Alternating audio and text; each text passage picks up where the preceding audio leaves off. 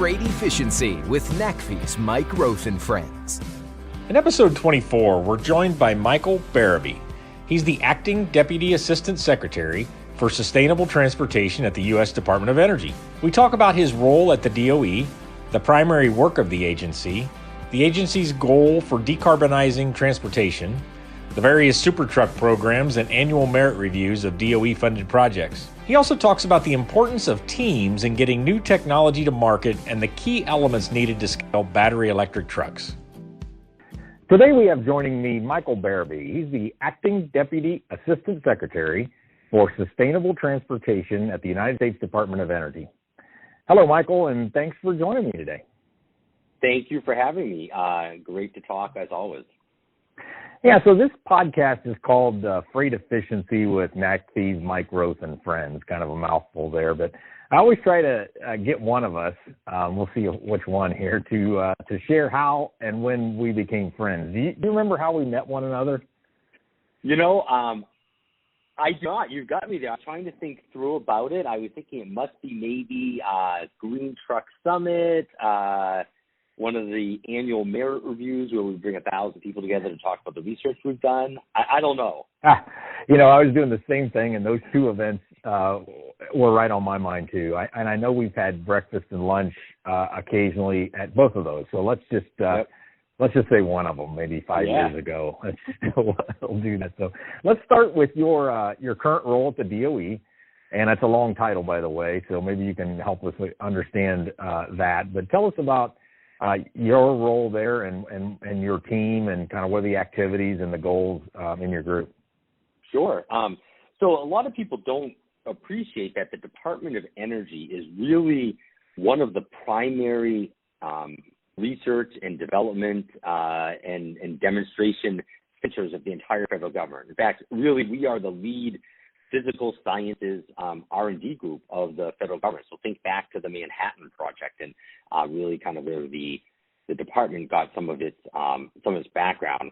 Today we have the 17 national labs of the country. People here, Oak Ridge or Argonne National Lab or Los Alamos. Those are all part of the Department of Energy. So we are a large organization. We do deep R&D work on a broad range of areas. So I'm responsible for all of the work we do in transportation. Transportation's about a third of the energy we use in the country. It's the largest source of greenhouse gas emissions. So it's a big part of the overall energy picture. So within that work, we are, just to give you a kind of a range of the flavor, we have people working on certainly all new technologies, electrification, batteries, hydrogen and fuel cells, bioenergy, but also how to improve the efficiency and reduce the emissions of vehicles through things like light weighting or improving the internal combustion engine and optimizing current vehicles, or how do you meet new stringent emission requirements to reduce NOx without hurting fuel economy. So it's a pretty broad portfolio. A few, if I can toot our horn just a little bit and really for the people under me, we are the primary group in the United States and really globally developing new battery technology. Everyone's hearing about battery costs are coming down. That is in large part due to the decades of R&D that we've done.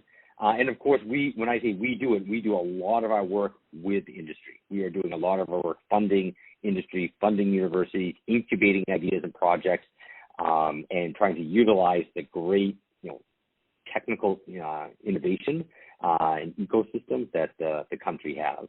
Yeah, I'm glad you brought up batteries. I mean, at NACFE, we're doing a lot of work on electric trucks, and people will ask me, sometimes they even like, well, what do you think, Mike? And I'll say things like, I'm not a battery expert. I'm a degreed engineer, but not a great one. but I've listened to and seen and felt how the battery people and the battery experts talk about, vehicle batteries. And I think some of the development might even be surprising them. I mean, if you look at them and hear them, they're like, we've come a long way, maybe faster on, performance, weight, cost. Of course, we want to go faster, right? We always do, but good work there, I think. Yeah, no, I think it is. And it's important that we're not an advocacy organization, right? So we're not saying, hey, we're advocating. We're we kind of follow the science, follow the engineering. We tend to pride ourselves in being a data-based group. And I will tell you, on the battery side, when I listen to our battery team and look at it, you are dead on it. It has gone faster than they think in some places. We've been setting battery cost targets for over 10 years, and every year we have a cost target every single year, and the team hasn't missed one yet. Now it gets harder and harder every year, but our cost targets would have us in the 2028, 2030 timeframe, where the battery plus all the rest of the electric components in the vehicle, in a light-duty vehicle, let's say a passenger car, SUV, is cost competitive with an internal combustion engine. Wow. And if you think about a vehicle that runs more miles, so when you think of trucks, the one thing about electrification is the cost per mile is lower and the maintenance and operating cost is lower. We don't have quite good numbers on the truck side yet, but we can tell you on, let's say, passenger cars, it's $6,000 lower maintenance and repairs over the life, plus the fuel cost. So if you have a vehicle like a truck that's running a lot of miles, those, of course, that helps it a lot and becomes a lot more cost effective. That's why, a lot of people are bullish on batteries and electrification in trucks, and I think they're right. Yeah. So we're going to get into a little more of that. But one question that's really current and on my mind, I've always been curious about it, is that we have an administration change right now. And so how does the appointees work, say, in the Department of Energy? I mean, just help me understand that, and then we'll get on to some other things. Sure. So, within all the federal agencies, there is a professional career staff, and that's what I lead the career staff of people working in transportation. And our job is to basically maintain continuity as you. And the political appointees really are there to implement the direction and strategy and policy of the president, the executive branch, and of course following the direction Congress gives us. So right now, when you have a change of administration, we're waiting for the secretary to arrive. She's been nominated, hasn't been confirmed yet by the Senate. But in the meantime, on day one, you have a range of political appointees that are coming in across each of the pieces. And our job is to very quickly get them up to speed, help them understand the work, the technology that we've been working on, understand their priorities, and help, again, educate them so to help them set good priorities that align with both president, but also where the technology is in our case. So it's an exciting time. It's a really, really busy time. I've been just really encouraged by the entire team that has been at DOE. They have been very supportive of the career staff, and the president has laid out some very ambitious goals. He talked about those goals publicly. He talked about the importance of climate change. So we've got a lot of work in front of us. But I think there's a great team here that I think we'll get a lot done. Nice. So my first official sort of formal work with the department that I remember, maybe it's a little earlier, but was back in 2007 when I became the Navistar executive on the 21st Century Truck Program. And I remember feeling really good about that. I enjoyed it. I was a little frustrated that it seemed like such a small, I had a big committee for such a small amount of money that was actually being distributed. And I remember putting together a paper with a couple of other guys that ironically was completed exactly when President Obama asked for stimulus ideas. And so I kind of feel like that helped kick off SuperTruck. And so here we are. Wow, Michael, I mean, I talk constantly, and we talk constantly about how SuperTruck has really helped efficiency and getting things into production. I mean, how would you assess the two programs? And I think you're close to announcing a third, right? Yeah, we two programs, 8-9 years. The current program ends in this coming year, and we have put out the request for information to kind of understand what a third program could look like. Congress and the appropriations directed us to fund a third program. So it has been really successful. And it's been successful on a few different levels. It certainly has been successful at advancing technology. I think it's been successful in setting old goals that seemed at the time like crazy, but at the end, when people really got into it, said, wow, we can actually achieve this. It's been successful at getting government and industry working together where, and when I say industry, it's not just, an OEM, but each of the SuperTruck teams have a pretty broad group of players on it. So getting, cross-industry work and government work, national labs, bringing all those best ideas together. So I've been, as you know today, right, the goal was to basically double the freight efficiency, basically at the end of the day, cut the amount of fuel we use to move long-haul freight on trucks in half. And when you look at the numbers, that's where we are. When you look at where a new truck is today that you can buy versus the one that you got, 10 years ago, it is about half the fuel use. I think the challenge going forward, and what we've talked about, is now technology has changed dramatically. A lot of that was focused on just long-haul diesel trucks. But as we look to the future, and the government's job is to be working on things beyond what industry can fund on their own, it's, what's the future? Where is electrification? Where is hydrogen and fuel cells? And also not just long-haul trucks, but long-haul, short-haul, the mix, new automation and connectivity technology, kind of looking at a much broader systems view of how we move freight from, point A to point B, which, as everyone right knows, goes through multiple hands oftentimes. So thinking about it in a broader context, I think we can do a lot of great work. Yeah, one thing I would mention is lightweighting. So we at NECFI, we're publishing an update to our lightweight confidence report right now. And we're finding that there's not a lot of work, and a lot of purchasing of lightweight components. But the SuperTruck program drove lightweighting. A lot of lightweighting development occurred there. That's one part of SuperTruck 1 and 2 that really hasn't yet made it onto the trucks on the road because we're still not grossing out these trucks very often. But it's an area where I think it's prepared us for the future, and where weight will become a bigger issue as we get more freight on the trucks, and actually as we go to some of these powertrains like batteries, where we may have a weight penalty for the overall vehicle. Well, I'm going to shift gears a little bit, and it's around. I always heard like there's the 4 Ds or something. There's research and development, there's applied research and development, and then there's sort of design and prototype, and then ultimately deployment, those kinds of things. And I've always kind of heard that the DOE, tends to be farther left, farther early, wanting to work on the future and not the current or the soon. But, I've seen the department move around in that sort of time frame, and sometimes it'll be like 80% funded, and then maybe at the other end there'll be a 50-50 or maybe even a less funding split between the industry and the government. Can you explain that a little bit? Do I have that right? Yeah. So the we are an R&D organization, but within DOE, there's people that do really early science and people that do the more applied kind of science and technology that has a clear path to market. And that's where we are. I think that you will see an increased emphasis on the demo and deployment side. We've heard loud and clear from Congress, from both sides of the aisle, as well as the new administration, that we need to have a balance there.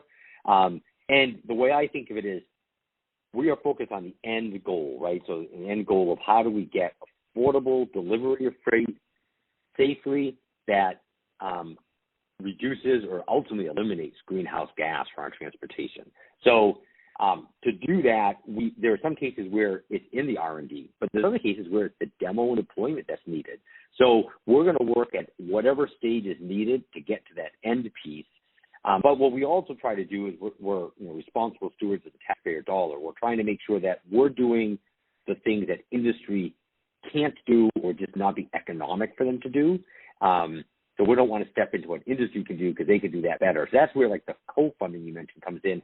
As it gets to be later stage, we look for industry to pick up maybe 50% of a project, whereas in early stage R&D, we'll pick up 80% and industry picks up 20%. We always like the partners we're working with to have some skin in the game, though. Yep. So we think that works pretty well. Yeah, I really like that balance. I think that balance is really important, and because it's known as the Valley of Death, right? The innovators buy something, the developer, the manufacturers have a first gen product, and it looks good, right? It's got some early successes. but then the early adopters just don't come fast enough, and it just sits there. And sometimes the developers run out of money if they're a startup or so forth, and the idea gets lost, right? And in our work over the history of 30 years that I've looked back, fuel prices also have an impact on that. Where fuel prices are high, everybody's wanting these technologies, and when they're low, they're not. But let's don't go there. But let's do talk about, because this is a building on that, is the VTO Merit Reviews in June every year. You brought them up as a place where you and I met, and I've always found these incredibly interesting. They're open to the public, and it's just a vast amount of reviews that are conducted on programs where a lot of people in the industry, I found myself learning a lot about technologies and what's going on that helps me in my various roles. But I don't think a lot of people know what it is and why it happens. So walk us through that a little bit, and maybe let's put a plug in to get more people involved. Absolutely. Within those three big offices I mentioned, vehicles office, hydrogen fuel cell, and bioenergy, each one funds hundreds and hundreds of researchers and projects. And we want to make sure the knowledge from those projects are getting out into the public. And we want to have the right level of people from industry or academia basically reviewing the work and giving us feedback on what's good and what's not. So we do every year an annual merit review. Online last year. This year I'm thinking it's going to have to be as well, unfortunately. But when it was in person, 1,000 people would come. There'd be multiple sessions, so you could go and say, hey, I'm really just interested in the truck piece, and maybe that's only 2-3 hours of a week-long event, or you could listen into any parts you want. And the actual researchers doing the research, they take 20 minutes and say, here's what we've done, here's what we've accomplished, here's what we've learned, and then people have a chance to ask questions and provide feedback. Hey, you're not considering this, or think about that. And it's also just a great chance to meet other folks in the same space. And even though it's online, we've got a great collaborative tool, we think, that allows people to still have those kind of side chats, collaboration, get to know each other. So we can definitely, I definitely encourage everyone to go and register for the Vehicle Technologies Office Annual Merit Review and the Hydrogen and Fuel Cells. And then this year, we also the Bioenergy, which happens every 2 years. Bioenergy is this year. And maybe we can give you the links to put in your website where people can go to look up those. But if you just Google DOE Transportation Annual Merit Review, they'll pop up as well. Yeah, and so I'd really encourage everybody listening to take a look at this merit review. I mean, I've always found them really valuable, and as Michael said, you can go to bounce around into different, if it's physical, into different rooms, or virtual, the same, and see a report on a hybrid program at Cummins, or a SuperTruck program, or into some other more detailed fuel cell or battery work. So really encourage to look into that, and we'll put those links into our NACFE newsletter. A couple other things as our time is starting to wind down a little, Michael. How do you view support for startups or new technology companies, and maybe there's a middle group of, youngish companies, and then the more established, mature ones? Do you target programs to certain groups? I know, the essence of a startup, that might be a little difficult to manage a program like this, but how does all that, from startups to mature companies, fit in the work you're doing? As you, I think, know, I spent a lot of years in a mature company at Chrysler, Daimler Chrysler, Fiat Chrysler. But as I came to DOE and you saw the broader ecosystem, I think there is a lot to be said for working across the spectrum. We are working with all the biggest OEMs out there in the truck space, absolutely. But there are new companies, and when I was in Detroit, I'll be honest, we all poo-pooed a little bit the new startups. That, hey, we've been making cars for 100 years. What do these new guys know? Well, that's probably a little arrogant, right? I mean, honestly, the new companies that have come in and the startups, especially in the truck and the medium-duty freight space, are showing that sometimes if you don't have the baggage and the history of an incumbent, that can allow you to move faster and quicker. So we try to work across the spectrum. We also try to work with a lot of the startup technology companies. So we work with universities who sometimes become some of the startups. we keep an eye on those, especially when it comes to like the fundamental technology, like a new type of motor or battery or all new materials and lightweight vehicle. So we're focused there for the breakthrough, but we're also keeping in mind that to achieve our goals, we need massive scale. You know, our goal is nothing short of decarbonizing the entire transportation sector as part of the president's goal to decarbonize the economy by 2050. So to do that, you need, ultimately you need big scale, but those startups are the ones where the innovations come a lot of the times. Yeah, and so you talked about teams when we were talking about SuperTruck, and so if I remember right, the SuperTruck programs had, a prime contractor, which was generally the truck OEM, but also they would have a fleet that operating the truck on the team. They'd probably have a university, maybe another engineering firm doing some work. What makes a really good and successful project team for these DOE projects? When it comes to the expertise and players, and what do you guys see as an excellent team makeup? First, just the idea of teaming is really important, especially for bigger projects. They tend to work out well. You need a really strong and clear principal investigator or PI, the lead person. You need to have, I think, some clarity in the role each team member will bring. So a really good team is you've got 7 or 8 people, and it's clear what they're all bringing to the party. It's not just, we signed up the most people, and I got more names than anyone else. It's they got a team and they've thought through. They've got a utility there. They've got an OEM. They've got a fleet company that actually knows about driving trucks and delivering freight, for example. So we're looking for a team that represents the knowledge of the industry basis. They could be people that have innovative ideas, but also maybe people that have commitment, and then that are maybe team members that have demonstrated or shown or articulating their commitment to the idea and the project. So that's kind of like the dream team. I've got one final question for you, Michael, and that has to do with electric trucks. So right now, NACSE is in the middle of executing Run on Less Electric, and we're out to find 10 or 12 of the current best deployments of electric trucks out there to help them share what they're finding, benefits and the challenges of electric trucks, how it was working with utilities and charging and all that. So really excited to do that over the next 6 or 8 months, with the run actually helping in September. So what do you see as the key things that need to happen on electric trucks in the next few years for them to really scale? And I'm talking about battery electric trucks here and those duty cycles that they make the most sense for. I think it's important for people to recognize that while today we're in the nascent days and we're not quite there yet, it is going to flip over relatively quickly, a lot more than people have seen in the past. We need to get the battery densities up, and we're close to that. So that will allow you to get costs down, get more batteries on a truck, and take care of range. So battery density is top. And when we're doing that, we're doing it in a way that the technology of those new batteries that we're developing can be charged quickly. So they can take high power charging so that you can charge them quickly. So I think those are 2 critical things, and they go hand in hand. But the third big thing that we need to do is we need to, and this is really a national level, we need to develop the national supply chain for everything from the raw materials, the processing of the raw materials, and the manufacturing of those batteries.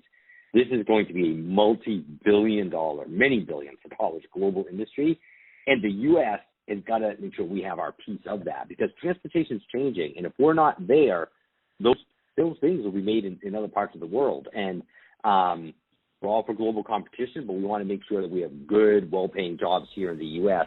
in this new clean energy industry. Always good to catch up, Michael.